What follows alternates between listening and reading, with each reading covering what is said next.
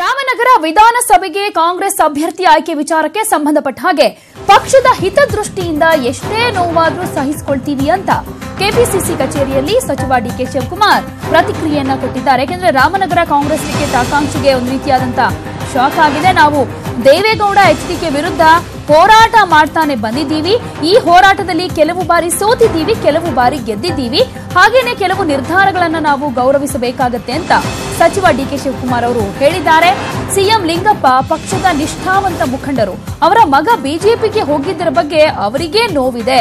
ಹೀಗಂತ ರಾಮನಗರದಲ್ಲಿ ಇಕ್ಬಾಲ್ ಹುಸೇನ್ ಸ್ಪರ್ಧೆ ಬಗ್ಗೆ ಏನು ಹೇಳೋದಕ್ಕೆ ತಯಾರಿಲ್ಲ, ಆ ಬಗ್ಗೆ ನನಗೆ ಗೊತ್ತೂ ಇಲ್ಲ ಅಂತ ಡಿಕೆ ಶಿವಕುಮಾರ್ ಹೇಳಿಕೆಯನ್ನ ಕೊಟ್ಟಿದ್ದಾರೆ. ರಾಮನಗರದ ಜನ ಒಳ್ಳೆ ಜನ. ದೇವೇಗೌಡರ ವಿರುದ್ಧ, ಕುಮಾರಸ್ವಾಮಿ ವಿರುದ್ಧ ನಾವೆಲ್ಲ ಜೊತೆಗೆ ಹೋರಾಟ ಮಾಡಿದ್ದೀವಿ. ನಮ್ಮ ಜನ ಎಲ್ಲ ಹೋರಾಟ ಮಾಡಿದ್ದಾರೆ. ಚುನಾವಣೆಯಲ್ಲಿ ಗೆದ್ದಿದ್ದೀವಿ, ಚುನಾವಣೆಯಲ್ಲಿ ಸೋತಿದ್ದೀವಿ. ಆದರೆ ರಾಷ್ಟ್ರದ ಹಿತದೃಷ್ಟಿಯಿಂದ ಪಕ್ಷ ಒಂದು ತೀರ್ಮಾನ ಮಾಡಿದೆ. ನಮ್ಮ ಕಾರ್ಯಕರ್ತರಿಗೆ ಕೆಲವರಿಗೆ ಮನಸ್ಸು ನೋವಿದೆ. ಆ ನೋವು ತಪ್ಪು ಅಂತ ನಾನು ಹೇಳಲಿಕ್ಕೆ ನಾನು ತಯಾರಿಲ್ಲ. ನಮ್ಮ ಮಕ್ಕಳು ನಮ್ಮ ಮೇಲೆ ಜಗಳ ಮಾಡಿದ್ರೆ ಇನ್ಯಾರ ಮೇಲೆ ಮಾಡ್ತಾರೆ? ನಮ್ಮ ಕುಟುಂಬ ಇದು ಸಂಯುಕ್ತ ಸರ್ಕಾರ, ಒಟ್ಟು ಹೋಗ್ಬೇಕಾಗ್ತದೆ.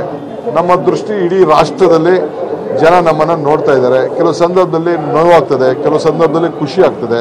ಯಾರನ್ನೂ ನಾವು ಮನಸ್ಸನ್ನ ನೋಯಿಸ್ಕೊಳ್ಸೋಂತ ಇಷ್ಟ ಇಲ್ಲ. ನಮ್ಮ ಪಕ್ಷಕ್ಕೆ ಆಗಲಿ ದಳಕ್ಕಾಗಲಿ ಬಾವುಟ ಕಟ್ಟಿರುವಂಥ ಜನ ಇದಾರಲ್ಲ, ಅವ್ರಿಗೂ ನಾವು ಗೌರವ ಕೊಡಬೇಕು. ಸಿಎಂ ಲಿಂಗಪ್ಪನವರು ಬಹಳ ಹಿರಿಯರು. ಬಹಳ ನನಗೇನಪ್ಪ ಅಂದರೆ ಇಂಥ ಹಿರಿಯದಲ್ಲಿ ಮಗ ಇಂಥ ತಪ್ಪು ಮಾಡಿಬಿಟ್ನಲ್ಲ ಅಂತೇಳಿ ನಮಗೆಲ್ಲ ಮನಸ್ಸಿಗೆ ಭಾಳ ನೋವಾಗ್ತಾ ಇದೆ ಪಾಪ. ಯಾಕೆಂದರೆ ಭಾಳ ದೊಡ್ಡ ಶಿಸ್ತಿನ ಸಿಪಾಯಿ, ಹೋರಾಟಗಾರರು. ಮೊದಲಿಂದ 50 ವರ್ಷ ಪಾರ್ಟಿನ ಬೆಳೆಸ್ಕೊಂಡು ಬಂದವ್ರೆ.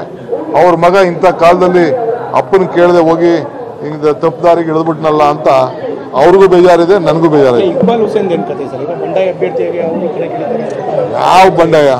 ಕಾಂಗ್ರೆಸ್ ಬಂಡಾಯ ಅಭ್ಯರ್ಥಿ ಎಲ್ಲಿ? ರಾಮನಗರದಲ್ಲಿ ಹೇಳಿದ್ದಾರೆ. ಹೌದಾ? ನನಗೆ ಗೊತ್ತಿಲ್ಲ, ಮಾತಾಡಿ ನೋಡ್ತೀನಿ ನಾನು. ಸರಿ, ರಾಮನಗರ